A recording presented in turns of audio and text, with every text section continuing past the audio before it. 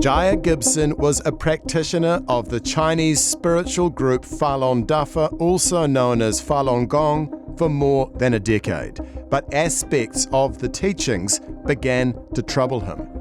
I became concerned about the practice of avoiding medical attention. There was an onus on you as a good practitioner to not give in to taking medicine or going to the doctors or whatever, and that led to the painful death of my father, who died of pancreatic cancer, and there's the whole sort of reaction towards his passing was quite shocking socially.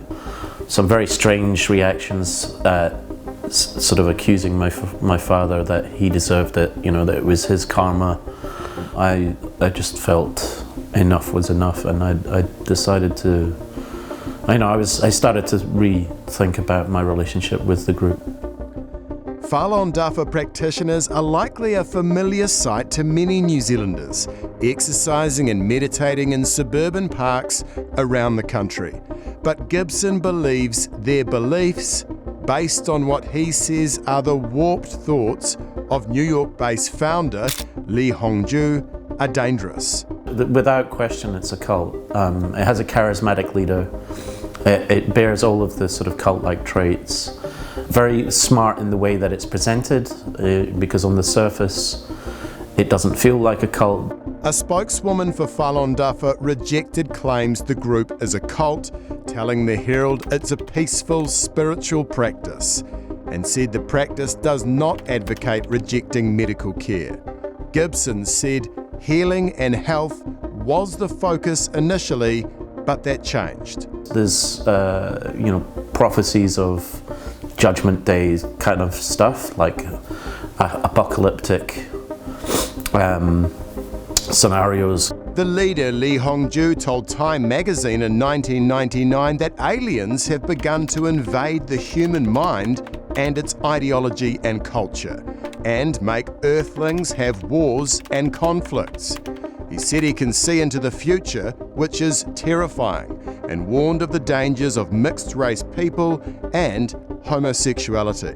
Their practice is dangerous to society, I think. It has lots of anti-scientific views.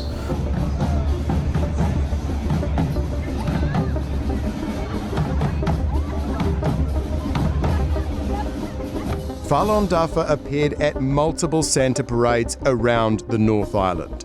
A spokeswoman says it was to share traditional Chinese culture and values of kindness, harmony, and joy.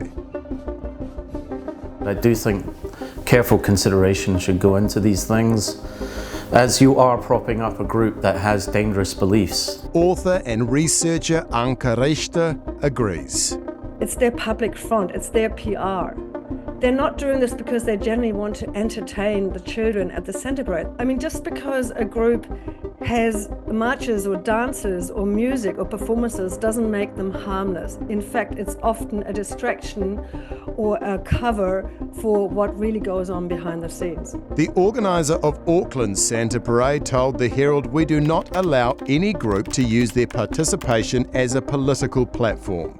Applications are carefully reviewed and based on entertainment value." I think there just needs to be better cult awareness amongst organisers to do better homework, do their due diligence to actually find out who's really behind this. I mean, would you give a brass band that was all Jehovah's Witnesses, or, Destiny Church had some, like Highland dancing troupe, I don't know, would you give them the same legitimacy? Falun Dafa was banned by the Chinese Communist Party in 1999, after which security forces arrested thousands of followers in a brutal crackdown. Practitioners periodically stage peaceful protests condemning the human rights abuses they and others have endured. The group's adamant their participation in Santa parades is only about contributing positively to the festive season, and any suggestion they are dangerous or a cult is only perpetuating the narrative of the Chinese government.